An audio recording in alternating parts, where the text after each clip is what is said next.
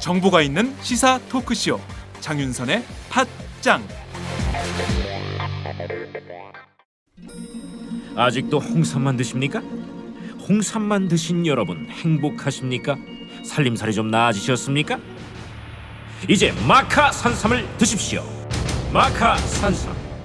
잉카인들이 즐겨 먹었던 남미 페루의 산삼. 인체에 꼭 필요한 31가지 미네랄과 18종의 아미노산을 함유한 천연 종합 영양제. 세계적인 슈퍼푸드로 인정받아 전 세계가 열광하는 그것. 바로 마카입니다. 페루의 마카와 우리나라의 산삼을 하나로 만들었습니다. 마카 산삼. 이게 다가 아닙니다. 20년 경력 전문가의 자문을 받아 우리 몸에 좋은 11가지 원료까지 하나로 만든 건강 푸드. 마카 산삼. 이제 홍삼 가격으로 마카 산삼 드십시오. 와, 이거 남자한테 딱이네. 딱이야. 애미야, 나한테도 딱이구나. 엄마, 나도 마카산삼. 나도. 검색창에 마카 산삼 또는 영한 네이처를 검색하세요. 영한 네이처 마카 산삼이 답입니다. 마카 산삼을 꼭 기억하세요.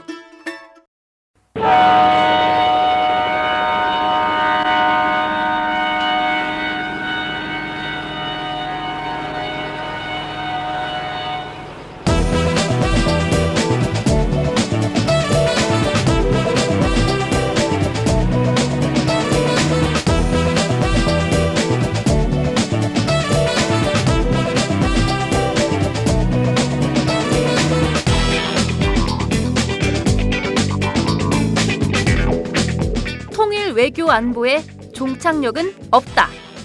종착 토크. 매주 월요일에 고정 코너 시작하겠습니다. 종창 브라더스의 종착역이 없는 종착 토크 시작하겠습니다. 오늘도 어김없이 코리아 연구원 김창수 원장님 나오셨습니다. 어서 오세요. 예, 반갑습니다. 네, 김종대 디펜스 21 플러스 편집장님 나오셨습니다. 안녕하시오. 어투가 바뀌었어. 지난번에 러브레터 하더니 편지가 떴어. 완전히 떴어. 막 난리 났어요. 말투도 러브레터로 지금 바뀌어버렸어요. 바뀌어버렸어. 글쎄 그 라이벌이 한 명 요즘 맛이 갔잖아. 작년에 그 뭐 문건 터지고. 그래서 떠나버렸어. 내가 조금 떴지. 아, 좋아요. 어찌됐든 저희가 지난주에 그 새롭게 콤팩트하게 개편을 봄 개편을 하면서 두 코너가 새롭게 들어갔어요. 하나는 김창수의 눈, 하나는 김종대의 러브레터였는데 일단 러브레터 대박. 굉장히 떴어요. 모든 사람들이 이게 어떻게 사람을 푼 거 아니야? 솔직히 뜰 줄 알았어요? 네? 준비하면서 굉장히 조마조마했지. 예. 근데 사실 저한테 전화해가지고 걱정했어요. 아, 이거 좀 삐꾸 아니야? 막 이러면서 걱정했는데 제가 그래서 간을 봐야 되잖아요. 그래서 제가 트위터에 딱 올렸거든요. 그랬더니 막 그 팟빵 게시판에 응원 댓글이 막 올라오더라고요. 그래서 가슴을 쓸어내렸어요. 아유 그냥 제대로 런칭이 되는구나. 그래서 그래서 오늘 또 준비해왔어. 이따 보시면 알아요. 김종대의 러브레터 떴는데 시즌 2 장윤선의 시즌 2도 확실히 떴어요. 그래요? 그렇지 않습니까? 네. 제 소감을 말씀드린다면은 손석희의 시선 집중과 양희은의 아침마당을 합쳐놓은 것 같아. 양희은의 아침마당도 있어? 아침마당 하는 거 그거 많이 있잖아요. 들어. 10시 하는 거. 아침마당이 MBC에서. 아니야, 선배. 아닌가? 그 저도 출연한 적도 있었었는데. 양희은 강서구의 여성시대예요. 여성시대인가? 네, 여성시대야. 근데 그래서 제가 수요일은 남성시대도 하잖아. 아침마당은 KBS야. 아유 요즘 우리 마당 아저씨가 사고 쳤어. 우리 마당 아저씨가 사고 쳤어. 아침마당이 그래도 아니라. 다행이네. 양윤의 우리 마당이 했으면 큰일 날 뻔했네. 그러면 선배가 종북 숙주 되는 거지. 우리 마당을 여기서 찬양하는 그런 방송인 그렇죠. 것처럼 마음속에 우리 마당을 찬양하고 있었기 때문에 네. 그런 발언이 무식 중에 나온다. 그렇죠. 야, 사상 검증해야 돼.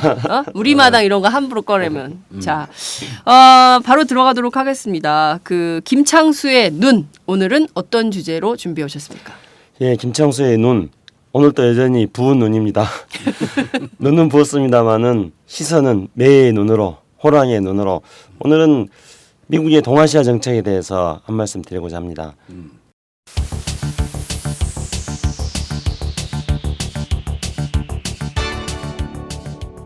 지난 한 주 동안에 한국 상황이 역시 다이나믹하게 올라가지 않았습니까? 윈디 셰먼의 연설 때문에 시끌벅적했습니다. 그래서 후폭풍이 강력하게 몰아붙이는 했는데 갑자기 또 사라져 버렸습니다. 마크 리포트 때문에요. 역시 한국은 하나의 이슈가 다른 하나의 이슈를 뒤덮는 그런 역동적인 사회입니다.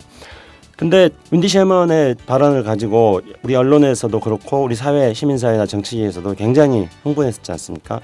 그래서 그 흥분한 핵심적인 내용은 어찌 본다면은 민족주의적인 감정의 표현인 것처럼 보일 수도 있었습니다. 하지만 저는 윈디 셰먼의 연설은 민족주의적인 그런 감정의 표현으로, 그러니까 윈디 셰먼이 한일 과거사 문제에 대해서 양비론적으로 접근했다는 것에 대해서 우리가 분개, 분노를 표출할 수 있는 성질이 아니라고 생각합니다. 무슨 말씀이냐면은 이 윈디 셰먼의 발언에는 미국이 자기 국가의기에 따라 가지고 변화하는 동아시아 전략이 담겨져 있는 것입니다. 윈디 셰먼의 발언의 핵심은 올해가 정전 70주년이고 2차 대전 70주년이고 한일협정 50년이라는 이 키워드를 가지고 윈디 셰먼의 발언을 읽을 수가 있습니다. 윈디 셰먼은 지난 1월에서 한중일 삼국을 방문했습니다. 윈디 셰먼이 한중일 삼국을 방문하니까 이거 아시아에서 2차 대전 정전 70주년 행사를 대대적으로 치를 분위기인 거예요. 게다가 한국에서는 또 한일협정 50년 해가지고 일본에 대해서 규탄할 그런 만반의 준비를 착실하게 하고 있다는 걸 윈디 셰먼이 느꼈습니다. 윈디 셰먼은 갑자기 불안해지기 시작한 거죠. 왜냐하면은 윈디 셰먼 입장에서는 지금의 오바마 정부의 2기의 3년 차지 않습니까? 내년이면 대통령 선거입니다. 오바마 정부의 아시아 정책은 아시아 회귀 정책이라고 하지 않습니까? 피벗 투 아시아라고도 하고 또 아시아 재균형 정책, 그래서 아시아 리밸런스 정책이다 이렇게 말하기도 합니다. 근데 이 정책의 핵심은 일본을 바탕으로 해가지고 미국이 돈이 없으니까 일본의 돈을 받아가지고 그래서 한미일 삼국을 묶어서 북한의 핵 위협이라는 것을 핑계로 해가지고 중국을 견제하자 이것입니다. 그런데 지금 한국과 중국에서는 2차 대전 종전 70주년을 맞이해가지고 또 한일협정 50년을 맞이해가지고 일본을 규탄할 분위기란 말입니다. 특히 이제 중국에서는 9월 3일 날 또 2차 대전 70주년 행사를 아주 전승기념일로 해가지고 상대하게 치르려고 준비를 하고 있습니다. 박근혜 대통령하고 김정은 위원장도 초청할 분위기입니다. 윈디 셰먼이 1월달에 한국을 와서 보고 이거 큰일 났다 생각한 겁니다. 일본이 이렇게 왕따 돼버리면은 오바마 2기 3년 차에 오바마 정부의 아시아 회귀 정책을 성과를 내기에는 어려운 상황으로 가버리겠다 이렇게 판단한 겁니다. 그래서 미국이 정책 조정을 하기 시작한 겁니다. 미국의 그동안의 한일 관계에 대한 미국의 정책은 투트랙이었습니다. 하나는 일본의 이 종군 위안부 문제에 대해서는 전시 성노예다하고 강력히 비판을 하고, 다른 한편으로는 일본의 군사화에 대해서, 일본의 재무장에 대해서는 지원해주는 이런 투트랙이었습니다. 그런데 계속 일본의 종군 위안부 문제라든가 과거사 문제에 대해서 미국이 비판적으로 접근할 경우에는 올해 정전 70주년 또 종전 2차 대전 종전 70주년과 맞물리면서 일본이 고립되어 갈 가능성이 굉장히 크고, 그럴 경우에는 오바마의 아시아 회의 정책이 성과를 내기 어려워지게 되는 것이죠. 그래서 이것을 수정한 겁니다. 그래서 한국과 중국에게 일본에 대해서 너무 과거사에 대해서 너무 그렇게 민감하게 하지 말아라. 너네들 과거사 문제를 가지고 국내 정치 이용하는 것은 무슨 뭐라고 그랬죠? 뭐 박수를 적급 박수를 받는 거라고 했나요? 값싼 박수를 받는 거다. 그러니까 2차 대전 종전 70주년 행사를 하는 거나 한일협정 50주년을 가지고 일본에 대해서 규탄을 하는 것은 과거사를 가지고 값싼 박수를 받는 거다. 이렇게 지금 윈디 셰먼이 말한 것입니다. 결론적으로 말씀드린다면은 윈디 셰먼의 연설에서는 오바마 정부의 2기 3년차를 맞이해서 아시아 회의 정책에 성공을 거둬야 되는데 종전 70주년 행사 때문에 일본 왕따 당하면은 그 아시아 회의 정책의 성공을 거둘 수 없다는, 어려울 거라는 그런 판단하에서 미국의 미묘한 정책 조정이 일기 시작한 거다 이렇게 봐야 되겠죠. 네. 저는 김창수의 눈을 할 때마다 벌써 두 번째인데 느끼는 건데요. 김창수는 천재야. 아니, 부은 눈이 아니고요? 부은 눈이 아니라 천재야. 왜냐하면 원고 없이 5분 동안 이렇게 얘기를 할 수 있다는 거는 평상시에 얼마나 공부를 하기 때문에 난 이렇게 그런 하는 거야. 모습을 27년간 봐왔잖아. 27년간? 내가 27년간 봤잖아. 나는 솔직히 말하면 살짝 불안했어요. 왜냐하면 원고 없이 이거를 할 수 있을까라고 했는데 여러분께 이 장면을 보이는 라디오로 공개해드리고 싶어요. 와, 아니 그 부은 눈으로 눈 똑바로 뜨고 아무런 원고 없이 그냥 샥 5분을 해버리네. 이야. 아침에 운전하면서 3번 정도 반복해서 연습하고 또 연습했습니다. 사실대로 말씀드리자면요. 국회로 보내야 돼. 아니 그런데 원고를 웅변대회 나가서 1등했었지 옛날에. 옛날에는 방공변대 했었죠. 방공변대회. 근데 제가 원고를 준비 안 하는 거는 김종립 편집장은 원고를 가지고 읽는 방식으로 해서 감칠나게 이야기하고 네. 저는 또 원고 없이 조금 자연스럽게 하자 이런 네. 생각에서 좀 두 개 좀 차별화가 있어야 하지 않을까 전략 이런 그러면 생각입니다. 꼭 내가 박근혜 된 것 같아. 아니 감칠나다 그랬잖아요. 박근혜는 감칠 안 나. 박근혜는 안 나. 네. 자, 그러면은 네. 하여간 네. 저기 퉁퉁 붓고 일하는 눈으로 보는 거라는 거 아니야. 앞으로 김창수의 눈탱이. 눈탱이라고 할까? 눈탱이. 눈탱이? 눈탱이로 보는 박탱이? 눈탱이로 보는 세상. 눈탱이로 보는 한반도 이렇게 해야 되겠다. 하여튼 뭐 좋은데요. 김창수의 부은 눈, 뭐 눈탱이까지는 좋습니다. 근데 김창수의 부은 눈과 박근혜의 푸른 국수 뭐 이런 식으로 비교는 하지 말아주시기 바랍니다. 알겠습니다.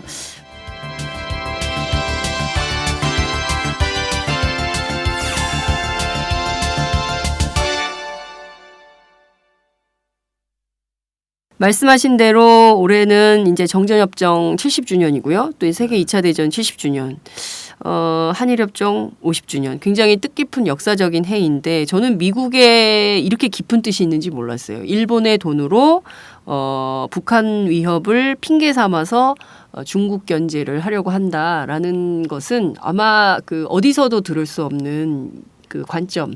이 아닐까라는 생각이 좀 드는데요. 그 사실 웬디 셔먼이 왔다 가고 한동안 들끓었다가 확 가라앉았거든요. 근데 이거 굉장히 중요한 포인트였는데 놓쳤어요. 모든 사람들이. 그렇죠. 아무래도 그 뒤에 마른 하늘에 날벼락처럼 떨어진 이 초대형 사건에 네. 완전히 묻혀버린 거죠. 예.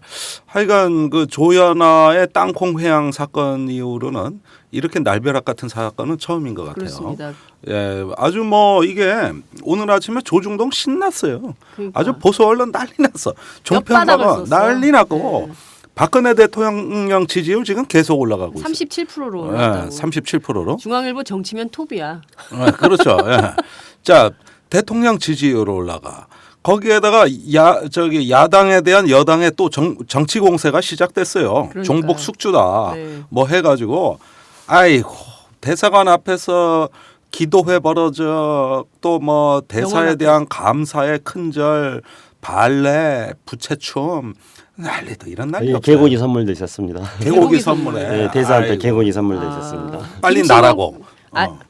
저 상처에는 개고기가 좋으니까 김치 먹어도 힘이 불끈 솟는다는데 뭐 김치들이지 왜. 예. 그러니까 불과 2-3일 동안에 네. 아주 뭐 빠른 속도로 보수층이 결집하면서 어떤 한미 동맹이 거의 뭐 이제는 숭배의 대상이 되는 원래 우리 헌법에는 동맹의 가치라는 얘기가 없거든요. 네. 거의 뭐 이제는 헌법을 초월하는 가치로 이렇게 격상이 되면서 어떤 그 열광적 애국주의 동맹주의 예, 그러면서 어떤 그 이런 그 결집의 기운을 재보궐선거에 그대로 연결시키려는 이런 기세가 참으로 놀랍습니다. 네. 대단하다고밖에 볼 수 없어요. 예.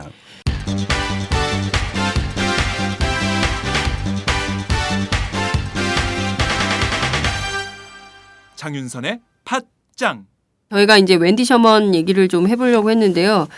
웬디 셔먼 얘기보다 더 급한 얘기가 있어서 네. 막바로 그 리포트 대사 얘기로 넘어가야 될 것 같은데요. 자, 우선 깜짝 놀랐어요. 이 민화협 회원단체 아닌가요? 또 이게 코리아 창시연하고 연구원 관계가 있지. 있잖아요. 그 민화협에서 민화협에 대해 설명 좀 해주세요. 민화협이 어떤 데인지 네. 일단 설명을 해주세요. 그제 신문 보니까 민화협에 대해서도 뭐 동아일보 같은 경우에는 굉장히 왜곡된 보도를 했습니다. 근데 제가 98년도에 민화협을 만들어질 때 민화협 정책실장으로 민화협에 참여했습니다. 그러니까 저는 민화협이 우리 사회의 보통 진보적인 그런 시민단체하고는 좀 성격이 다르다고 봅니다. 네. 사실 성격이 다르고 민화협의 독특한 역할이 있습니다. 그러니까 98년도에 만들어질 때 민화협의 취지는 우리 사회 내부에서 통일 문제를 놓고 진보와 보수하고 대화하는 그런 남남 대화의 기능을 한다. 이게 이제 첫 번째 미나협의 목표와 역할이었습니다. 두 번째로는 통일 문제를 놓고 우리 사회의 정당과 시민사회단체, 종교단체가 함께 이야기하는 그런 상설적인 협의체를 만들자는 거였습니다. 그리고 세 번째로는 통일 문제를 가지고 정부와 늘 비판하고 각을 세울 것이 아니라 필요한 경우에는 정부와 협력하자는 것이었습니다. 그래서 미나협에는 진보단체, 보수단체들이 많이 있고 사실상 보수단체들이 더 많이 있습니다. 그리고 미나협에는 이제 정권 교체가 되고 이명박 정부가 들어서고 박근혜 정부가 들어서지 않았습니까? 그랬을 때는 이명박 정부에 가까운 사람. 그래서 김동용 이명박 대통령의 측근 중에 한 명인 김동용 씨가 미나협의 대표 상임위장이 됐습니다. 저는 아주 바람직하게 상임위장을 임명한 거라고 생각했고 실제로 김동용 대표 상임위장은 매우 훌륭하게 미나협 상임위장으로서의 역할을 수행했습니다. 그리고 이번에는 홍사덕 이른바 이제 박근혜 대통령의 그 원로 7인방 중에 한 명 아닙니까? 그렇습니다. 그래서 홍사덕 씨가 미나협 대표 상임위장이 될 때 저는 역시 이건 바람직하다 생각했습니다. 왜냐하면은 미나협은 진보적인 그런 NGO가 아니라 보수와 진보를 아울러야 되고 정부하고도 대화를 해야 되기 때문에 정부의 영향력이 있는 그런 분이 미나협의 상임위장을 맡으면 바람직하다고 생각했죠. 그래서 대표 상임위장도 계속 한나라당 쪽에 있는 분들이 지금 7년째 하고 있는 것이죠. 회원단체도 대부분이 다 보수적인 단체들이고요. 이런 단체들이 잘 돌아가야지 우리 사회 내부에서 소모적인 그런 갈등에서부터 벗어나서 뭔가 남북관계를 풀어나가는 공동의 지점들을 찾아낼 수 있는 것입니다. 이런 단체가 미나협인데 미나협에서는 몇 년째 주미대사를 초청을 해가지고 미국의 한반도 정책에 대해서 이야기를 듣는 조찬 모임을 해왔습니다. 그래서 그동안에 아무 문제가 없었는데 이번에 예상치 않는 정말 김정일 편집장이 말했던 경천 동지알 사건이 일어난 거죠. 그 어제 제가 뭐 이미테이션 게임이라는 영화를 봤습니다. 근데 그 영화에 나오는 여러 가지 여러 번에 반복돼서 나오는 멘트 중에 뜻하지 않는 사람이 뜻하지 않은 일을 저지른다 뭐 이런 일을 했는데 어제 이 경천 동지알 그 김기종 씨의 리포트 대사에 대한 어떤 공격적인 행위도 정말 예상하지 못했던 그런 깜짝 놀랄 만한 충격적인 일이었죠. 그러니까 저는 딴 건 몰라도 전날 본인이 깎아먹었던 과도를 25cm 과도를 가지고 와서 얼굴을 그렇게 그 피습한다는 생각을 한다는 것 자체가 이거를 일단 이거를 어떻게 봐야 되나 그 김기종 씨의 그런 일부에서는 또 테러라고 그러기도 하고 또 일부에서는 공격이라고도 표현을 하는데 이 김기종 씨의 이런 행동을 좀 어떻게 보세요, 우선? 이게 어제 오늘 얘기가 아니라 물론 이런 행동 자체 돌출자인 건 대단히 이례적이고 우리가 최근에 처음 보는 현상인 건 맞습니다만은 굉장히 오랜 시간에 걸쳐서 누적되는 어떤 분노의 폭발 그러면서 어떤 또 진보 세력 내 정말 극히 일부입니다. 정말 극히 일부. 어떤 그 극도의 상실감과 분노가 누적돼 가지고 조절이 안 된 폭력이 터져 나온 거라고 보여져요. 사실 이 김기종 씨를 살펴보면은 어떤 그 파란만장한 점이 있습니다. 1988년에 우리마당 사무실이 괴한 4명한테 급습을 당했는데 그 한 명의 지휘에 의해서 머리를 짧게 깎은 괴한들이 남자 실무자는 완전히 이제 강목으로 두들겨 패서 거의 뭐 실신을 시키고 또 이건 사실인지 모르겠습니다만은 여자 실무자는 강간을 했다는 거거든요. 그리고 뭐 폭행을 했다 그러는데 그게 성폭행이 아닌가 생각이 되고 일부에서는 그렇게 나와 있습니다. 그런데 그 이후에 아무도 진실 규명을 하지 않았고 심지어는 진보 진영 내부에서조차 이 사건에 대해서 그다지 주목하지는 않았어요. 당시에 평민당이 짧게 발표한 성명 외에는 별게 없습니다. 당시에 노무현 변호사가 그 사건을 변호했었죠. 그런가요? 예. 그런데 결국 아무런 진상도 규명하지 못하고 10년 넘게 그 사건의 진상 규명을 외쳐오던 사람이 바로 김기정 씨 같아요. 자, 그런데 어떤 그 한 번 이렇게 낙인이 찍히고 뭔가 어떤 극심한 폭력으로 트라우마를 겪은 사람이 끊임없이 이제 원한과 적대 감정을 쌓아온 거죠. 전에 이석기 사건 때도 우리가 유심히 봤던 것은 국가로부터 단 한 번도 따뜻한 악수나 배려를 받지 못한 사람이 굉장히 가격해져 있는 걸 발견합니다. 당시에 카란자루란 말이 있었어요. 그 주인공은 감옥에서 이제 억울하게 사실은 산 겁니다. 8년을 살고 나와가지고 큰 병을 얻어서 자기를 못 알아보는 딸 위로 실신해서 넘어졌거든요. 딸도 다쳤어요. 그 가정이 완전히 비극이죠. 그냥 굉장히 지금 비극적인 그 생활 삶 속에 어떤 우리가 이해하지 못하는 걷잡을 수 없는 분노가 숨어 있더라고요. 사실은 부담이 됩니다만은 네. 그런 것들 당했다고 그래서 아무런 행동을 해도 되느냐? 이건 아닙니다. 이거는 아니지만은 우리는 조선일보와 다른 관점에서 과연 이 폭력의 배후가 무엇인가를 살펴볼 필요가 있습니다.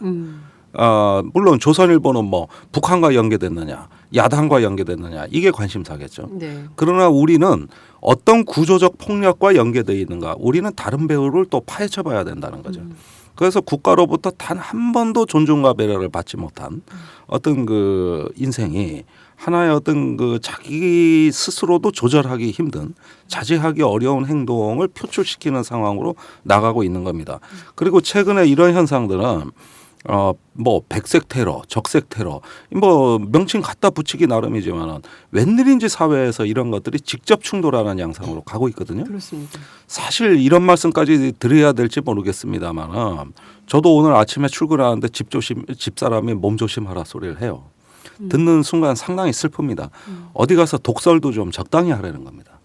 그러니까 아니 저 굉장히 어떤 격이 있게 논리적으로 근거를 가지고 얘기를 해도 이렇게 무서운 세상이 됐다는 겁니다. 끔찍하죠. 그러므로 지금의 폭력이 주는 사람들에 대한 어떤 그 공포와 위축감 이것이 앞으로 상당할 거라고 생각하는데 이 사건의 어떤 자세한 분석이 없어서 일단 이 자체가 걱정입니다. 네. 우리 다 애들 키우는 정말 이 사회의 서민들 아닙니까? 네.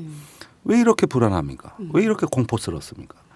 이런 것들이 어떻게 표출될지 모른다는 불안감, 저는 상당히 무섭기까지 합니다. 네. 네. 첫 번째로 지적해야 될 점이 바로 이제 우리 김정일 편집장님이 지금 말씀하셨던 점이라고 생각합니다. 그러니까 그 국가 폭력을 당한 거라고 생각해요. 그러니까 의문의 테러라는 거는 그 당시에 평민당에서 국가 폭력이다 이렇게 이제 진상 규명을 요구를 했습니다. 근데 그게 이제 밝혀지지 않은 상태에서 어떤 마음의 트라우마가 존재하는데 그걸 국가나 사회로부터 아무런 돌봄을 받지 못했던 그런 사람이 이런 방식으로 극한적으로 표출하게 되었다. 그래서 그런 배경들을 우리가 살펴봐야 되는 게 첫 번째로 봐야 될 점이고요. 그다음에 두 번째로는 우리가 이제 이 사건은 명백하게 굉장히 큰 정치적 파장을 지금 불러일으킨 사건입니다. 그래서 그 사건을 그런 점에서 볼 때 우리 내부에서 과연 이런 김기종 씨가 평소에 굉장히 극단적인 행동들을 돌출적인 행동들을 자주 해왔습니다. 언론에 보도된 김기중 씨 이력을 보면은 잘 알지 않습니까? 그러면은 우리 시민사회 내부에서 이런 어떤 극단적인 행동을 하는 사람들에 대해서 어떤 식으로 우리 내부적으로 어떤 정화를 할 수 있는 그런 게 필요한가에 대해서 한번 좀 검토해봐야 된다고 생각합니다. 그러니까 어떤 트라우마에 대한 어떤 치유 이것과 약간 좀 다른 차원이라고 봅니다. 그랬을 때 가장 기본적인 것은 애정이고 그 다음에 비판과 상호 비판이라고 생각합니다. 그래서 그런 김기중 씨의 평소에 돌출 행동이라는 것에 대해서 끊임없이 비판하고 또 교정할 수 있도록 노력을 해줘야 되는데 우리 내부에서의 그런 치유 능력, 교정 능력이 좀 부족했다. 저는 그렇게 생각합니다. 그렇기 때문에 이렇게까지 지금 이런 극한적인 상황으로까지 내몰린 것들을 우리가 방치했다고 생각합니다. 저는 김기중 씨 앞에 말씀드렸지만은 98년도에 민화협 만들어질 때부터 김기중 씨를 알았습니다. 그 당시에 이제 언론에 자세히 보도됐습니다만 김기중 씨는 우리 마당이 민화협 회원 단체는 아니고 김기중 씨가 있는 서울시 문화운동 단체 면석회인가 이 아마 제목이 비슷할 겁니다. 네. 거기에 의장으로 되어 있습니다. 당시에 그걸 만들어 가지고 그 문화운동 단체 대표로 민화협에 가입했습니다. 네. 근데 이제 그 이후에 그 서울시 문화운동 단체 협의회는 그 활동을 하지 않은 상태이죠. 그때 이제 제가 98년 이후부터 여러 차례 봤습니다. 그래서 민화협에서는 남북 관련 행사도 많이 하고 국내에서도 대형 이벤트도 많이 했습니다. 근데 그때마다 제가 이런 방송에서 이렇게 말하기에 좀 적절치 않은 용어라고 생각합니다만은 그분한테 스토킹을 당한다는 느낌을 받았어요. 김기종 씨한테. 예, 이제 굉장히 어떤 제 솔직한 감정적 상태를 말씀드린다면은 굉장히 피곤하다. 그러니까 저분을 상대하는 게 굉장히 피곤하다. 그래서 저도 어떻게 하면은 피해갈 것인가, 저 양반을 안 만날 것인가 이 생각만 한 겁니다. 그러니까 그분의 행동이 분명히 굉장히 그 어떤 원인이야 어떤 트라우마에서 비롯됐다 하더라도 그 이후에 계속되는 행동들이 극한적인 표출로서 많이 나타나는데 이걸 어떻게 하면은 우리 내부에서 교정시킬 것인가 거기에 내가 노력을 할 것인가 이렇게 생각하지 않았습니다. 어떻게 귀찮다 어떻게 피해갈 것인가 이렇게 생각한 거죠. 그래서 우리 내부의 교정 능력 저는 이런 것들도 우리가 한번 검토해봐야 될 필요가 있다 생각합니다. 실제 김기중 씨가 성균관대학교 출신이더라고요. 이분이 이제 석사 논문도 이제 통일운동 관련된 걸 쓰고 그리고 이제 정치권 관계자들의 저희가 취재를 해보면 이분이 이제 학교 때 학생운동하고 그다음부터 이제 통일 문제 특히 이제 그 문화운동에 관심이 많았다는 거예요. 우리 문화를 그 대중화하고 많은 사람들에게 알리고 이런 데 관심이 많아서 그쪽 분야에 굉장히 적극적으로 활동을 했는데 말씀하신 것처럼 그 착한 김창수 선배가 외면할 정도면 이분이 상당히 그게 뭐 이제 1988년 그 트라우마 때문일 수도 있고 또 그 밖에 다른 것이 있을 수도 있겠지만 여하튼 드러나는 형태는 굉장히 극단적 행태를 많이 보였던 것이고 사실 이분은 어떤 존중과 배려 그리고 어떤 측면에서는 치료 이런 것들이 좀 필요했을 사회적 의미에서의 치료 이런 것들이 좀 필요했을 수 있는데 이제 그거 없이 있다가 이제 이렇게 극단적인 행동을 한 것이 아닌가 이렇게 볼 수 있을 것 같은데요. 넓은 의미에서 보자면 국가폭력의 피해자다 이렇게 볼 수도 있지만 그럼에도 불구하고 이런 행동에 대해서는 정당화될 수는 없다 이렇게 생각합니다. 물론이죠. 아예요. 그거는 저는 채찍을 가해야 된다고 봐요. 우리 진보 진영 내 진짜 자기가 마치 민주 세력, 평화 세력의 대표자인 양 착각을 하면서 어떤 전체판에서 완전히 합리적 이성의 어떤 그 궤도를 일탈해버리는 그런 분들 몇 명 있어요. 이런 어떤 그 강경 과격파들에 대해서는 우리 진보 진영도 자정 노력을 기울여야 됩니다. 그건 지금 창수영이 잘 얘기를 해줬어요. 네.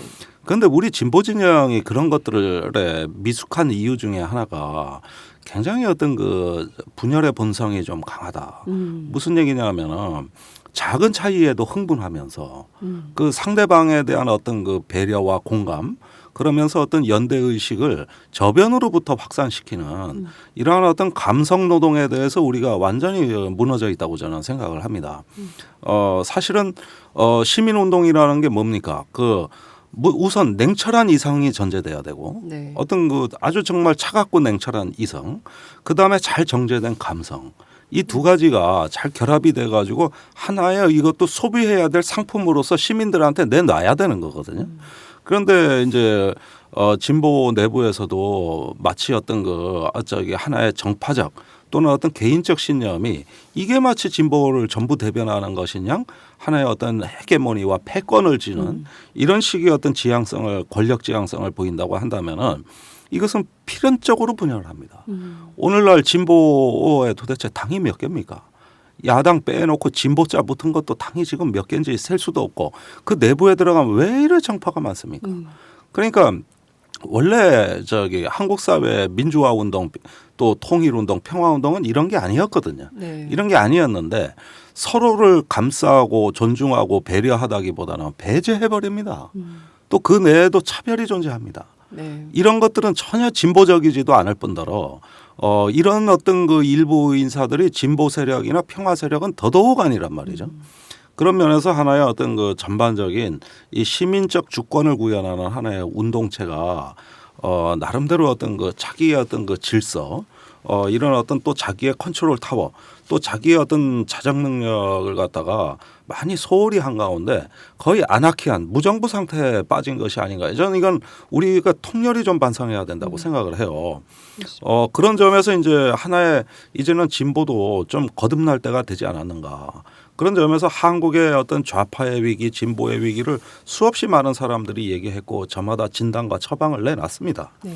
그렇다면 이제는 그것이 우리의 왜 어떤 그 안에서 문제 해결을 넘어가지고 국민들한테 내놓을 수 있는 이런 책임 있는 자세까지 나아가줘야 되는 거거든요. 그런 점에서 이번 사건은 자성에 대해 계기가 돼야 되는 게 맞다. 이것이 한쪽이고 또 다른 한편으로는 아까 말씀드린 대로 이 폭력의 진정한 배후에 대해서도 우리는 마찬가지로 관심을 기울여야 된다는 거죠.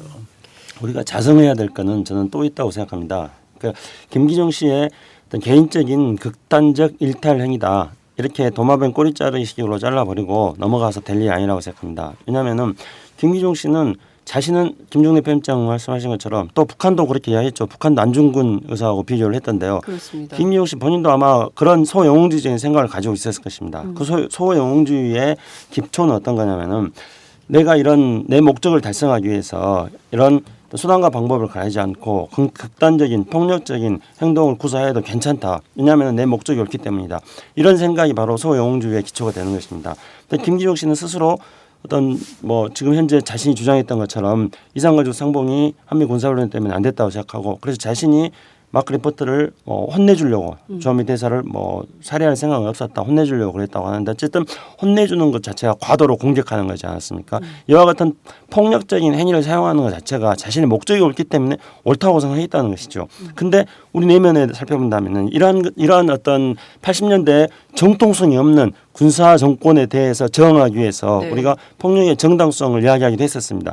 그러한 어떤 논의의 잔존, 그런 논의의 연장선상 속에서 나는 지고지순한 정의의 가치를 추구하고 있다. 그러나 상대방은 그렇지 않다. 그래서 나는 상대방을 향해서 이런 폭력을 행사해도 괜찮다.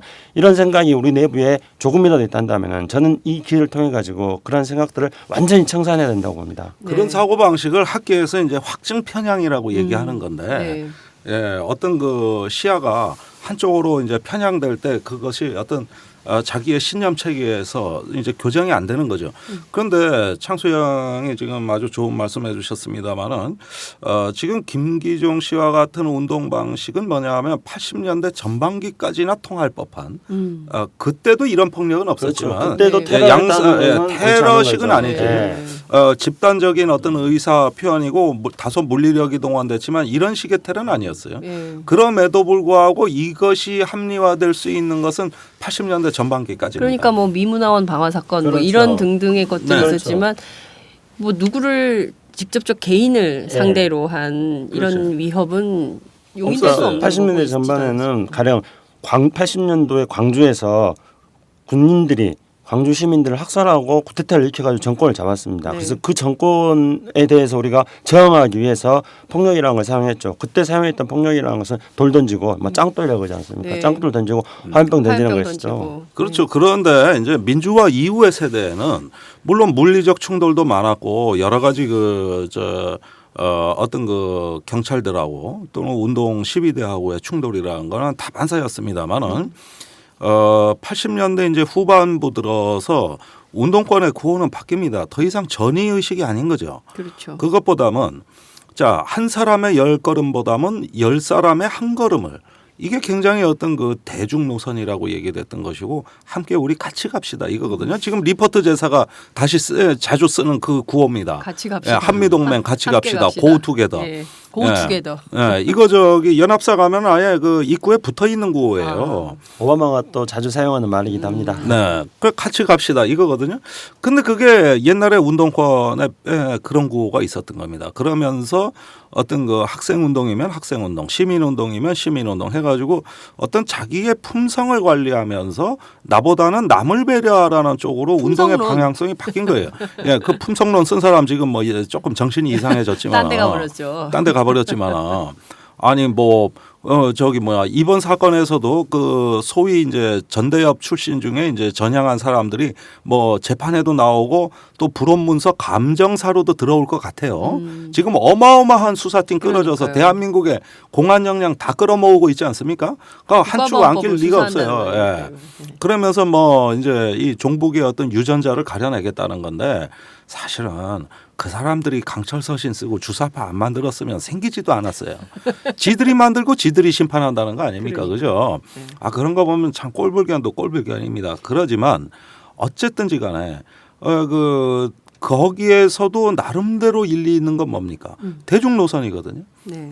그러면서 지하에 있던 조직들이 다 합법적인 조직으로 대중화되고 이러면서 굉장히 어떤 그 나름대로의 과격성을 탈색해가면서 사람들이 부담 없이 소비할 수 있는 운동 논리로 바꿔주는 거죠. 이게 버전을 계속 바꿔주는 겁니다. 네. 이런 것들이 하나의 면면한 어떤 민주주의의 어떤 역량을 형성을 해 왔다고 한다면은 지금의 최근에 나타나는 김기종 씨와 같은 행태들 또 진보 정당 일부에서 나타나는 행태들은 그런 어떤 방법론을 다 무시하고 전부 거꾸로 가는 행태예요. 그러니까요.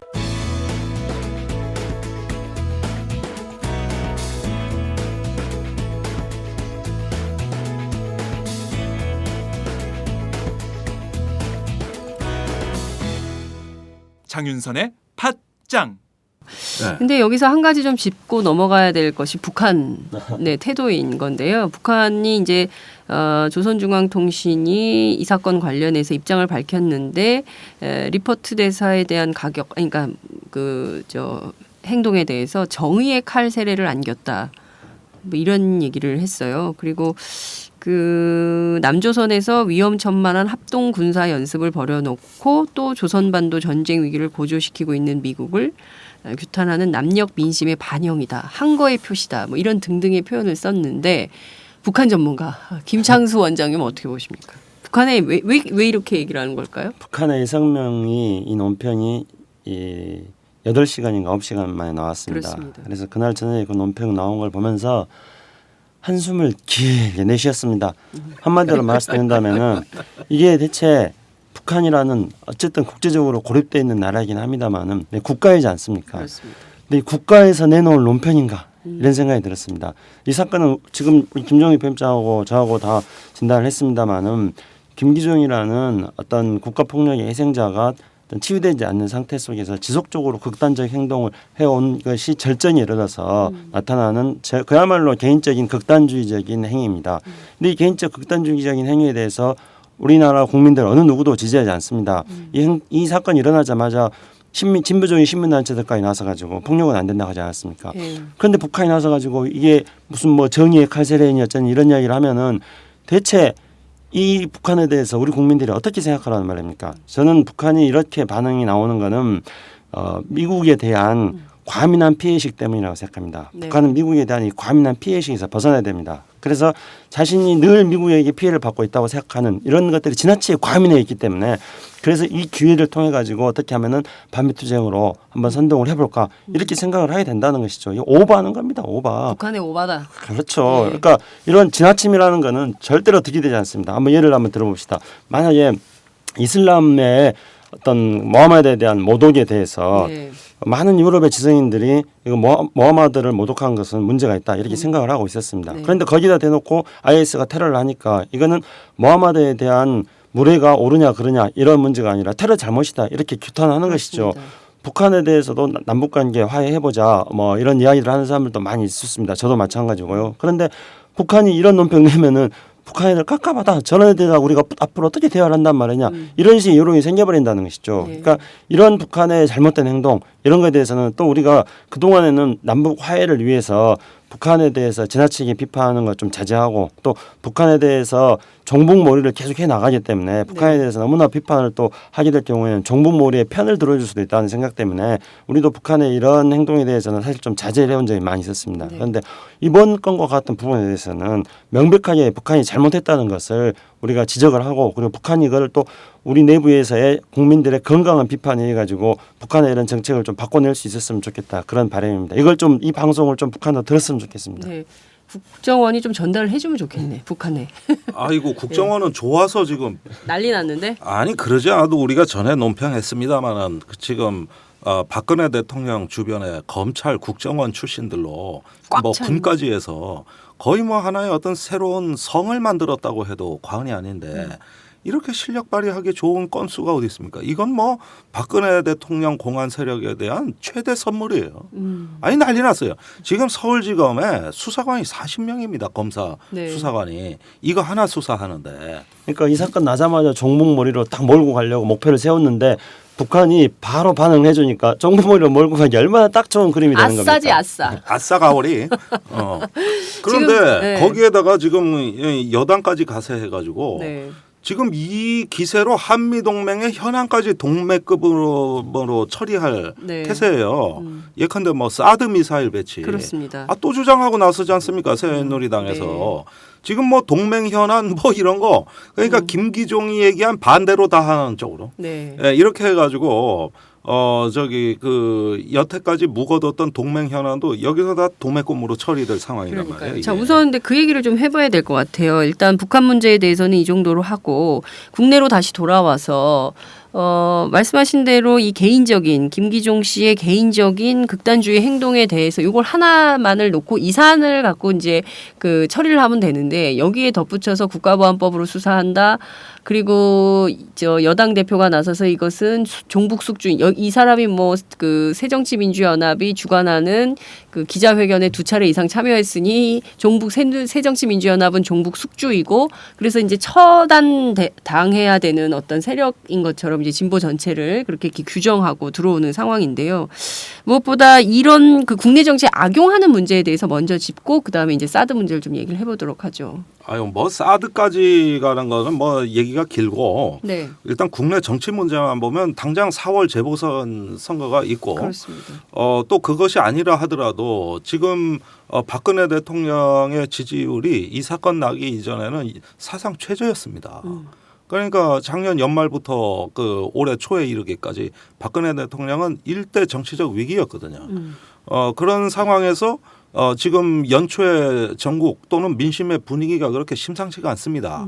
지금 전세 난민이 나타나고 어린이 보육 그 예산이 완전 고갈이 돼가지고 지금 애들마저 길거리에 나앉게 생겼고 빈곤 아동이 65만 명이래요. 우리나라는. 그러니까 네. 거기에다가 지금 도처에서 자영업의 몰락부터 해가지고 이러는데 뭐 중동에 가서 뭐 1,000억 달러 사업에 참여한다 이제 고지고대로 안 들리거든요. 참여하게 해달라야 선배. 해달라죠. 예. 하겠다가 아니라 해달라. 그게 지금 언론에 이 지금 미국 대사 사건의 어떤 그 편승해가지고 제2의 중동 붐으로 호도되고 있습니다. 제2의 붐으로 지금 언론이 각을 잡아서 아버지 얘기를 보도하고 따라가고 있죠. 있는 걸로. 그렇습니다. 자 그러면은 이런 모든 국정 현안에 있어가지고 일타쌍피 정도가 아니라 일타삼피사피예요. 예, 이거는 저기 한 피로 싹쓸이판이라고 하는 거 아세요? 싹쓸이 알죠. 싹쓸이. 저기 한 다 피 먹어. 이거 하나 맞으면은 고스톱에서 다 가져오는 판이야 이거는. 싹쓸이패란 말이야, 싹쓸이패. 네. 아니 이 좋은 걸 왜 그냥 지나가겠어요? 그러니까요. 이 좋은 거를?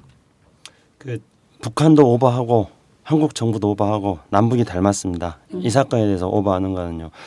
처음에 미국은 오히려 훨씬 더 차분한 반응을 보이지 않았습니까? 그리고 미국은 테러라는 용어도 사용하지 않고 있지 않습니까? 근데 저는 이 사건은 사실상 정치적 테러에 가깝다고 생각합니다. 왜냐하면은 정치적 주장을 하고 어떤 그 자기 자신의 정치적 목적을 달성하기 위해서 물리력을 사용한 것이기 때문에 정치적 테러에 가까운 거죠. 우리는 과거에 노동 현장에서 어떤 뭐 식칼 사건 같은 거 났을 때도 식칼 테러라고 하고 그러지 않았습니까? 네. 근데 테러라는 용어를 사용하거나 이런 게 미국에서는 어감이 다른 것이죠. 그리고 미국에서는 동맹국에서 미국은 한국이 굉장히 중요한 뭐 일본으로 아시아에서는 일본 다음 가는 동맹국이고 중국을 견제하는데 한국이 협조가 필요한 동맹국가입니다. 근데 동맹국가에서 테러가 일어났다. 그렇게 했을 경우에는 미국 입장에서 이 테러에 대해서 강력하게 응징을 해야 되는 거죠. 네. 미국 사람들 머릿속에 잡혀져 있는 테러라는 개념은 그런 것이지 않습니까? 네. 9.11 테러 이후에 그 유럽에 대해서 유럽이 아니라 저기 아프간 뭐 이라크에 네. 대해서 테러와의 전쟁을 하면서 네. 공격을 하지 않았습니까? 그러니까 미국은 바로 그 테러와의 전쟁이라는 용어가 테러 다음엔 반드시 뒤따르는 그러니까 테러에 대한 응징으로서의 전쟁 이런 개념이 연결되어 있는 것입니다. 그래서 미국으로서는 동맹국을 관리해야 되고 그래서 차분하게 이 문제를 지금 풀어나가려고 하는 것입니다. 그런데 우리는 이 건에 대해서 무슨 막 정보몰이를 하고 대대적으로 이 건을 키워나가고 있다는 것이죠. 그러면 이게 어떤 특정 정당의 다음 총선을 앞둔 어떤 정치적인 활용으로서의 뭐 의미가 있을지 모르겠습니다. 그런데 그게 국가적으로는 무슨 의미가 있습니까? 국가적으로는 결국은 이 사건 자체가 테러 사건이고 이 테러 사건이 북한과 뭔가 연계가 되어 있고 그러면 한반도가 얼마나 불안한 그런 지역이 되는 것이며 동시에 서울은 얼마나 불안합니까? 미국에서는 이번에 이렇게 말했습니다. 니퍼트 대사에 대한 경호는 적절했다. 왜 그러냐면은 서울은 평소에 안전한 도시이기 때문이다 그런 겁니다. 근데 우리가 자꾸 이 사건을 키우고 정치를 이용하려고 한다면은 서울은 불안한 도시가 되는 겁니다. 여기도 IS 세력 같은 그렇죠. 게 이제 있어가지고 많잖아 이제 대한민국이 위험 국가 이런 어떤 걸 우리 정부 스스로 홍보하는 격이 되는 거죠. 그러니까 저는 참 아둔한 건데요. 보면 리포트 대사 고투게더 얘기하면서 같이 가자 얘기하고 나는 괜찮다. 처음부터 I'm OK였거든요. 근데 이 I'm OK 상황을 뒤집어 버린 게 종편, 조중동 그리고 한국 정부, 박근혜 대통령이거든요. 이게 굉장히 심각한 거고 뭐 우려를 표명하고 뭐 이런 상황이 되고 있는 것입니다. 그래서 이 상황을 한국 정치에 지속적으로 활용하려고 하고 있는 상황인데 이걸 이제 선거 때까지 악용하려고 하겠죠. 근데 국민들은 민심은 어떨까요? 일차적으로 지금의 어떤 민심의 구조를 보면은 물론 굉장히 이럼에도 불구하고 냉정하고 차분한 건 사실이지만 네. 사실은 우리가 그 책을 한번 제가 꼭 읽어보라고 권해드리고 싶은데 번스타인 교수의 우리는 왜 극단에 끌리는가 이 책에서 아주 예리하게 이런 현상을 분석합니다. 자, 자꾸 이 문제를 떠들면서 나름대로 이걸 갖다가 사회적으로 확산시키게 되면 폭포 효과라는 게 일어난다는 겁니다. 네. 캐스케이딩. 이게 뭐냐면 밑에 잠잠하던 여론층으로 그 물이 흘러 넘쳐가지고 폭포수처럼 쏟아질 때 네. 자기도 모르게 심리적으로 끌리는 거예요. 이랬을 때 하나의 어떤 지금은 비록 가가지고 엎드려서 통성기도 하고 부채춤 추고 발레춤 추는 사람들 아직은 소수라고 하겠습니다만은 계속 반복적으로 주입이 되고 흘러 넘침으로써 보수층은 견고해지고 또 그것이 다른 어떤 중도적인 층에도 그 여론이 이제 범람해서 흘러 넘칩니다.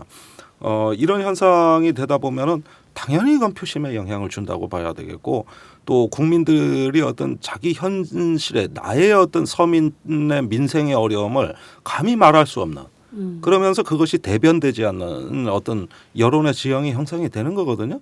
이것이 장기적으로 보면은 또 다른 문제의 시작일런지 모르지만 단기적으로 보면 하나의 국면으로 볼 때는 분명히 여권의 호재인 것만은 틀림없습니다. 지금 여권이 이걸 아주 노골적으로 이용해 먹겠다고 하는 이런 것들이 너무 심화돼서 오히려 국민들이 보기에 좀 오바 좀 하지 마라. 네. 이제 좀 그만 좀 해라. 이런 게 지금 나올락 말락 할 때지 이거를 지속적으로 활용해 먹는데 새누리당은 대한민국 어떤 정치 세력도 이제까지 보여주지 못했던 능수능란함을 갖고 있어요. 네. 거기에다가 야당이나 어떤 일부 어떤 극단적 시민 세력 또는 극단적 개인의 경우에는 그런 능수능란한 새누리당이 있다는 걸 모르고 또 철없이 행동해가지고 네. 아주 절묘하게 그 거리를 준단 말입니다. 그렇습니다. 절묘하게. 네. 이거는 그러니까 감나무 밑에서 입 벌리고 있으면 감이 떨어진다고 새누리당은 믿고 있어요 지금. 그럴 법한 행동을 또 하죠. 예, 제가 시의적절하게 감을 떨어뜨려주고. 그렇죠. 100% 김정인 편집장이 동의하는데요. 그동안에는 그럼 50%였느냐? 그동안에는 한 7, 80%였습니다. 근데 사실은 새누리당이라든가 우리나라의 수구 세력들은 이 남북 관계가 국내 정치에 어떠한 파장이 있는지를 너무나 잘 알고 있습니다. 그래서 분단 문제에 대한 인식이 오히려 수구 세력은 투철합니다. 그렇기 때문에 문제만 생기면 이걸 북한과 연결시켜가지고 종북몰을 해나가는 것이죠. 이에 비해서 우리의 진보 세력이다 이런 사람들은 굉장히 안일합니다. 네. 그래서 그런 김정인 편집장의 대로 그 능수능란한 세력들에게 먹잇감을 항상 제공해주고 있는 것인데요. 그런데 저는 새누리당이 스스로 능수능란하고 그동안에 약효를 많이 봤다고 오만에 빠져 있기 때문에 그래서 반드시 또 오바를 할 거라고 생각합니다. 네. 지나친 행동은 결국은 모자란 만큼 못하는 것이고 새누리당의 지나친 행동은 역풍을 불기 마련입니다. 왜냐하면은 김기중 씨는 명백하게 외로운 늑대형 그런 어떤 테러 사건입니다. 이건 고립돼 있는 사람의 개인의 극단적인 행동인 것이죠. 네. 그렇죠. 근데 이거를 대부분의 이제 언론을 통해서 많은 국민들이 알고 있습니다. 그리고 김기중 씨 주변에 있는 사람들이 여러 차례 이런 상황에 대해서 다 진술을 했습니다. 네. 그런데 자꾸 이제 북한하고 뭔가 연계시키거나 정보모의를 한다거나 이렇게 몰고 가고 싶어 하는데 결국은 증거가 없이 대규모 수사단을 구성해가지고 뭔가 사건을 부풀리고 뻥튀기를 하겠죠. 그러면은 그것은 반드시 역풍을 몰고 온다고 생각합니다. 그리고 그 리포트 대사의 쾌유를 비는 마음이 합니다. 저도 페이스북에다가 리포트 대사의 쾌유를 기원했습니다. 네. 그런데 그것도 그렇게 쾌유를 비는 수준을 넘어선다면은 그건 역시 우리의 지나친 행동이 됩니다. 예를 들면 일부 종교인들이 가가지고 김정인 편집장이 있으면 거기 가서 뭐 굿하고 무슨 뭐 춤추고 막 이렇게 했습니다. 거기에는 또 정말 일부 기독교인들도 있었다 그렇게 하고요. 네. 그러면 우리나라에서 이런 극소수의 종교인들이 결국은 미국을 미신화하고 있고 신비화하고 있구나 그런 것들을 증명해 주는 것에 불과하고 그렇기 때문에 이거는 리포트 대사의 케어를 빚는 것이 아니라 지나치게 어떤 오버하된 행동을 하는 것으로 오히려 리포트 대사의 대응만큼도 못하는 겁니다. 리포트 대사 같은 경우에는 그 사람이 외교관으로서 경험은 없지만 사실은 리포트 대사가 던졌던 멘트까지의 멘트들은 노련한 외교관 못지 않은 그런 멘트를 던졌다고 생각합니다. 네. 예를 들어본다면 아까 이제 I am okay 그렇게 한 것부터 시작해서 또 이제 연대에 있으면서 수술하고 나서 뭐 김치 먹고 회복하고 있다. 네. 이런 거 같은 갈비탕 경우는 먹고 회복하고. 예. 정치 잘해. 네, 그리고 정치 굉장한 침상 정치라고 하지 않습니까? 우리나라 국민들의 마음을 확 아버지까지 휘어잡는. 인터뷰를 하게 하잖아요. 예. 그런데 뭐 그 대사관 앞에 가서 무슨 뭐 구술을 한다거나 심지어 또 미국은 개고기에 대해서 굉장히 터부시하는 건데 네. 또 개고기 먹으라고 또 갖다 주는 이런 그러니까 너무 지극히 한국적 관점으로 오바를 하는 거예요. 그렇죠. 오버하는 거지. 신비화시키고 어떤 미국을 숭상하는 그런 발상이 나오는 겁니다. 그래서 저는 승리주의. 이런 행동, 이런 오버된 행동들에 대해서는 국민들이 냉정하게 평가할 거라고 봅니다. 근데 저는 기본적으로 리포트 대사가 굉장히 부담스러울 것 같아요. 개고기까지 갖다 바치면 저기, 이 사람들 왜 저러지? 나 이거 아닌데 미국 왜 그래? 사람들은 이렇게 오바- 광신적인 동맹주의자 굉장히 안 좋아해요. 부담스럽죠. 굉장히 그렇죠. 싫어합니다. 맞아요. 예, 제가 MB 정부 때 위키리크스 보세요. 그러니까요. 지난주에 제가 그 미국 대사관 앞에 봤어요. 통성기도하는 사람들 봤거든요. 네. 제가 봐도 무섭더라고요. 그 사람들 굉장히 위협을 느낄 것 같아. 그 안에 있는 사람들은요. 저 사람들 와가지고 울고 막 땅에다가 땅을 치고 막 하면 왜 저래 이럴 것 같아요. 아니 그러니까 전혀 어떤 그 동맹을 질겁하게 만드는 동맹주의자들이죠. 완전히 동맹을 징그럽게 만드는 네. 거예요, 이 사람들이. 실제로 미국은 굉장히 합리적이고 논리적인 파트너를 좋아합니다. 네. 예, 그런데 이렇게 거의 뭐 입에 개거품 물고 미친 듯이 달려드는 동맹주의자는 아니 저기 창수 형한테 김기종 씨 스토커 붙는 거하고 똑같은 거야. 그렇죠. 네, 그거나 그거나 내가 그 이거나 말을 하려고 그랬는데 딱 해주네요. 도찐 개찐. 도찐, 개찐. 그래서 이런 부분에서 보면은 사실은 우리 같은 사람은 반미주의자로 오해를 받기도 합니다만은 조목조목 따지잖아요. 미 대사관이나 한미연합사하고 대화하는데 아무 지장 없어요. 오히려 대화 흥미진진해집니다. 네. 서로 설전을 주고받고. 논리적으로. 그렇죠. 그러니까, 예. 그래서 우리 잡지도 미 대사관하고 연합사에서 제일 많이 봐요. 정말요? 다 영어로 번역한다는 거예요. 그 이유가 뭐냐 하면은 한국에 오니까 너무 이렇게 뭐랄까 무슨 종교적인 뭐 혈맹 뭐 이러는데 아니 국가 대 국가 관계는 그런 게 아니지 않느냐. 이게 미국 고위 당국자들 얘기예요. 그러다 보면 차라리 아싸라게 칼칼하게 얘기하는 사람 얘기가 낫더라는 거죠. 그리고 지금 여기서 왜 이 부분이 현 정권이 오버하는 게 자제가 안 되느냐 하면은 사실은 박근혜 대통령 본인입니다. 2006년에 신촌에서 거기 그 뭔 행사에서 그 괴한이 난입해가지고 박 대통령 얼굴을 칼로 걷는데 네. 그 자리하고 요번에 리포트 대사가 칼로 근 자리하고 똑같아. 그러니까. 완전히 그 부위야. 네. 그러니까 박 대통령 중동에 있다가 전화했어요. 아니 내가 거기 다쳐봐서 아는데 거기 다친 말을 잘 못해. 그 실밥 80반을 꿰맸다 그러니까 당장 나오잖아요. 근데 박 대통령의 그 얼굴에 칼자국이 뭡니까? 그 대통령 선거 때 정치적 자산이었어요. 네. 실제로 새누리당 TV 광고에 창밖을 응시하는 박 대통령의 그 비운의 여인의 상을 보여주면서 순환받는 이미지를 보여주면서 얼굴에 칼자국을 TV 광고에 그대로 내보낸 겁니다. 그게 사람들의 눈물샘을 자극해가지고 지금도 시골의 시장통에 가면 노인네들은 박 대통령 잘못될까봐 잠을 못 자면은 이런 분들이 대다수란 말이에요. 그 장터에서. 이게 지지율 30%고 그걸로 해서 아버지와 함께 순환받는 그런 이미지로 해서 그걸 정치적 자산으로 대통령이 된 사람이에요. 그런데 이번에 미국 대사가 저 착한 대사가 세상에 나하고 똑같은 일을 당해서 아들도 낳고 세준이 아빠. 저 세준 아빠가 말이야 세상에 이렇게 해가지고 감정을 오버랩 시켜서 이걸 이입을 시켜버리니까 9년 전 사건의 완벽한 부활이 됐습니다. 맞습니다. 이러니까 오버 안 하게 생겼습니까? 얼마나 흥분하는데. 그러니까요. 이번 사건을 통해서 제가 교훈적으로 그냥 정리해야 될 거 몇 가지만 짤막하게 좀 이야기했으면 합니다. 우선 첫 번째로는 김종인 편집장님 시작할 때 첫 번째로 이야기했던 것 같이 우리 사회 국가폭력의 희생자들에 대한 치유, 관심 이게 있고요. 두 번째로는 우리 내부의 극단적 행동에 대한 우리 내부의 교정 능력을 키우는 것. 그다음에 세 번째로는 한국 사회 내부에 존재하고 있는 광신적 숙미 한미 동맹 이런 문제에 대한 우리 내부에서 성찰. 그리고 세 번째로는 북한의 극단적인 어떤 그 미국에 대한 증오심의 표출 이런 것들에 의해서 상황을 왜곡하는 것에 대한 교정 이런 것들이 갖추어져야지 우리 사회가 남북관계도 화해가 되고 한반도도 평화가 있을 수도 있고 또 국내적으로 남북관계를 정치적으로 활용하는 종북몰이를 하는 이런 것들을 또 극복해야지 한국의 민주주의가 발전할 수 있다는 것을 네. 이번 사건을 통해서 우리가 교훈으로 삼을 수 있다고 봅니다. 네. 다 정리되네. 그러니까요. 한마디로 딱 정리가 되는데요. 이 얘기는 꼭 해야 될 것 같아요. 바로 그 한미동맹 이슈들, 그러니까 미국적 이해, 한국적 이익보다는 미국적 이해에 훨씬 가까운 한미동맹 이슈들이 있습니다. 그 대표적인 게 사드 배치인데요. 관련해서 새누리당 원유철 정책위 의장이죠. 그리고 또 최근에 새롭게 국회 외통위원장이 된 나경원 의원 등이, 그러니까 소위 그 새누리당의 핵심 코어라고 할 수 있는 분들이 연거퍼서 지금 사드를 주장하고 있어요. 사드가 한국에 배치되지 않을 이유가 없다. 왜?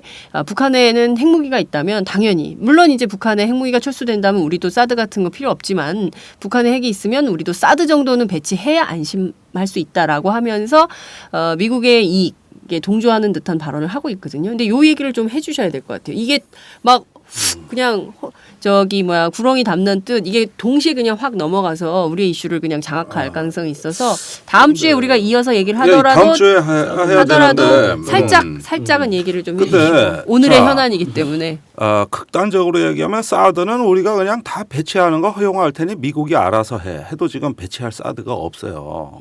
없습니다.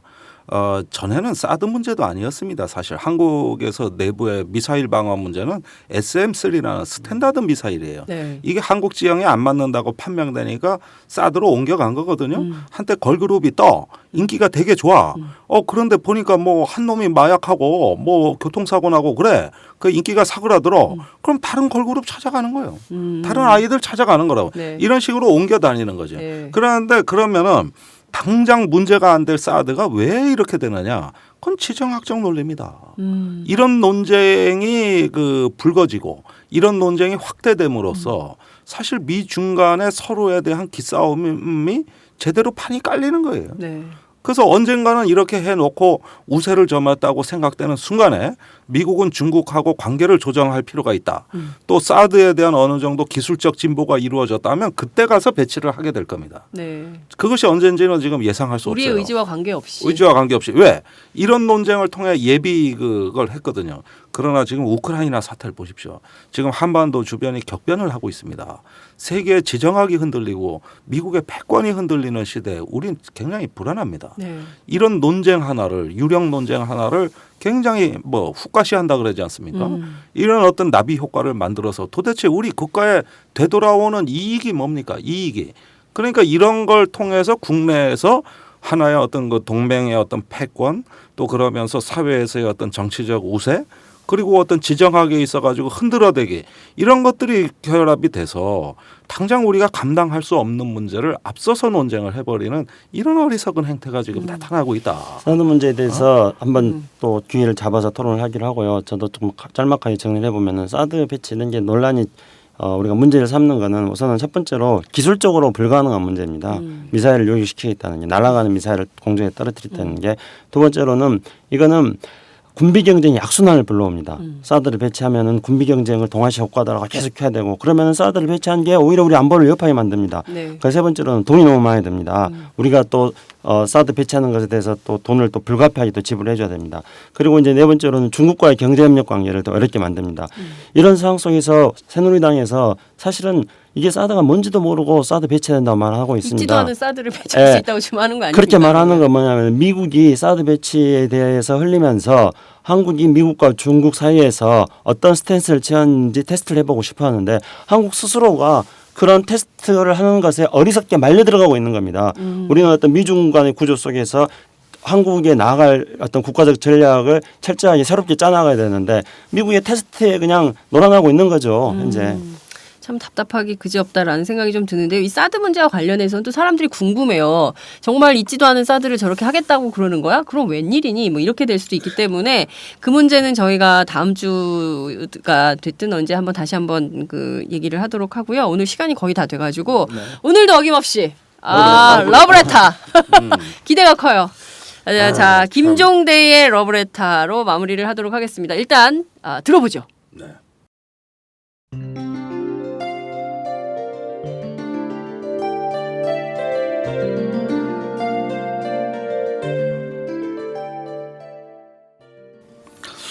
러브레터 2.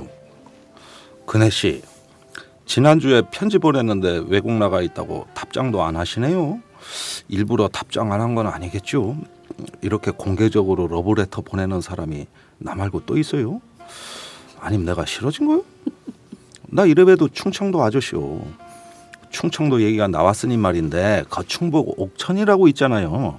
근혜 씨 어머님 유경수 여사 생가가 있는 곳이 바로 옥천읍 교동리지요. 그 고택 보면 3,000평 넘는 저택에 한때 99칸에 달하는 고대 광실 아니었쇼.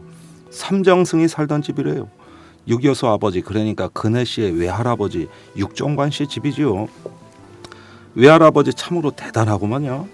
6명의 소실에다가 시보레하고 포드티형 승용차를 보관하던 차고가 3칸. 입이 딱 벌어지네요. 사이드카 그러니까 오토바이까지 있었구만요. 1920년대 말이에요.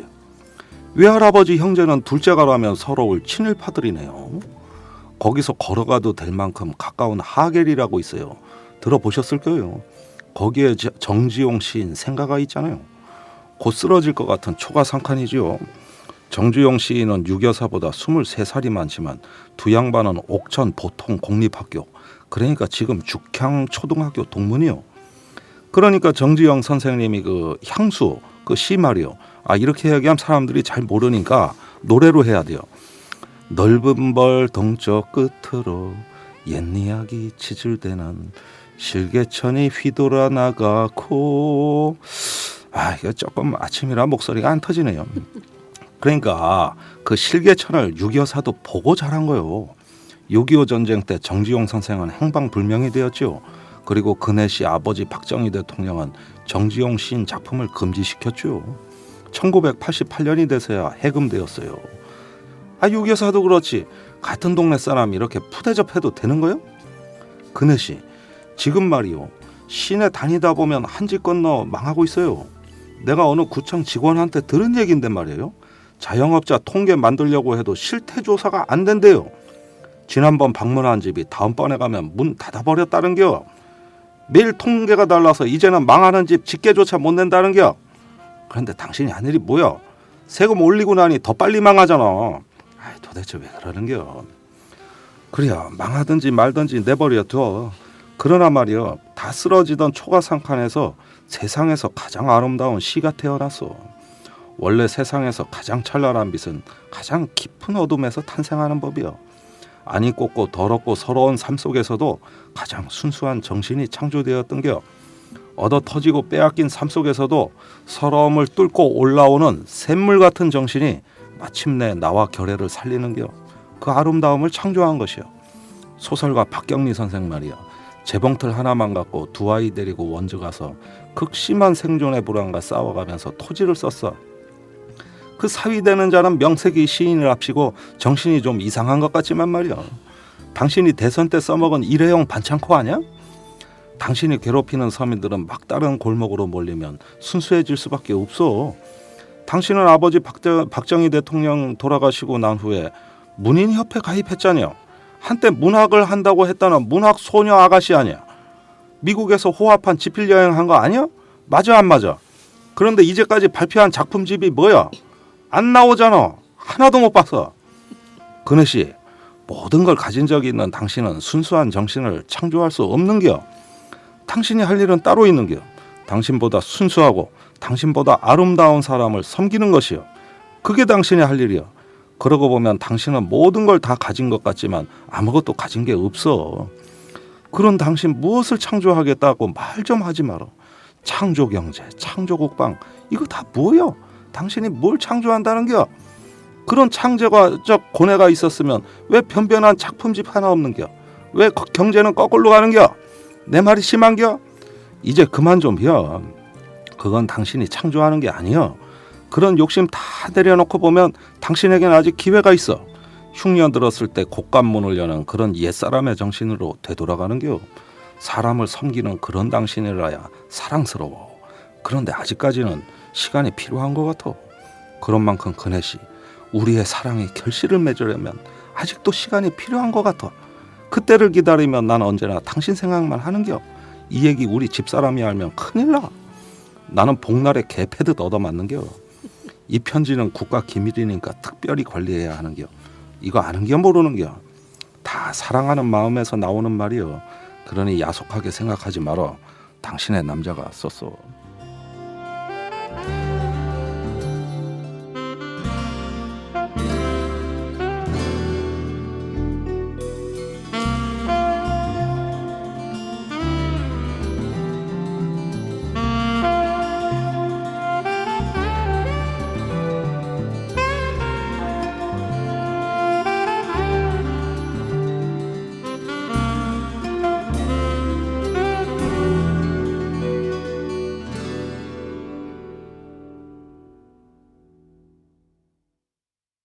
이야, 그 제가 갔었어요. 옥천. 옥천 갔었어. 네, 정지용 생각. 거기서 저도 많은 생각을 했는데 오늘 이 러브레터를 들으니까 다시 한번 가보고 싶다라는 생각이 좀 들면서 네. 저는 그렇게 그 옆 동네 바로 옆에 그렇게 걸어서 6.24 생각. 갈 거예요. 근데 거긴 또 못 가봤어. 네. 왜 안 가본 거야?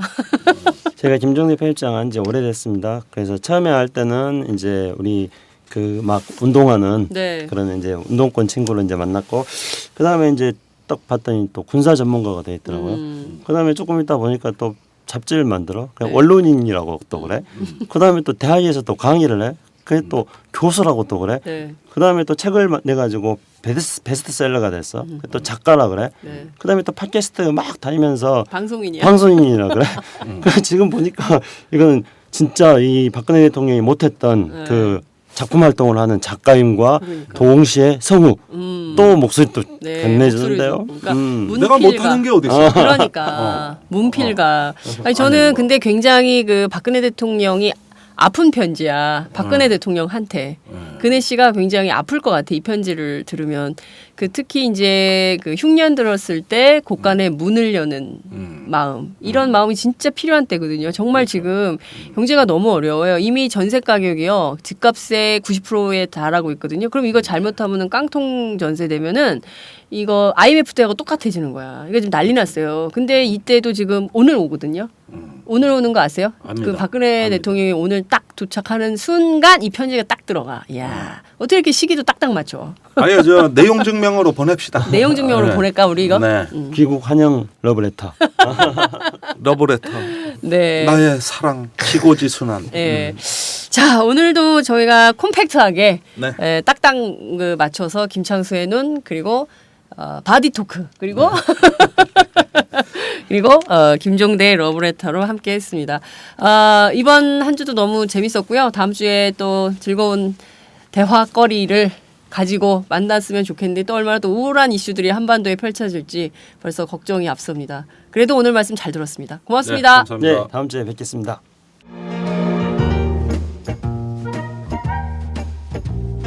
여러분은 지금 행복하신가요?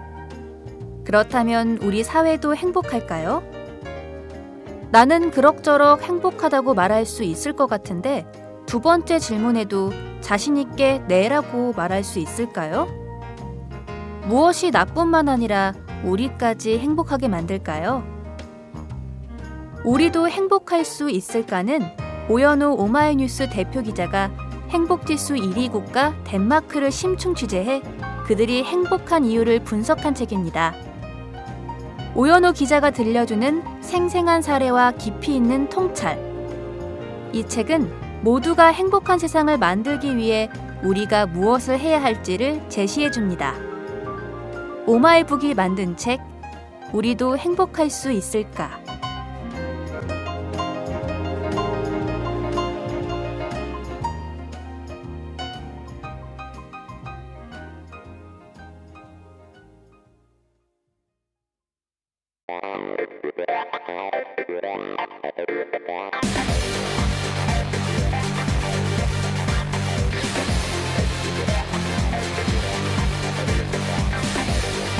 정보가 있는 시사 토크쇼 장윤선의 팟짱.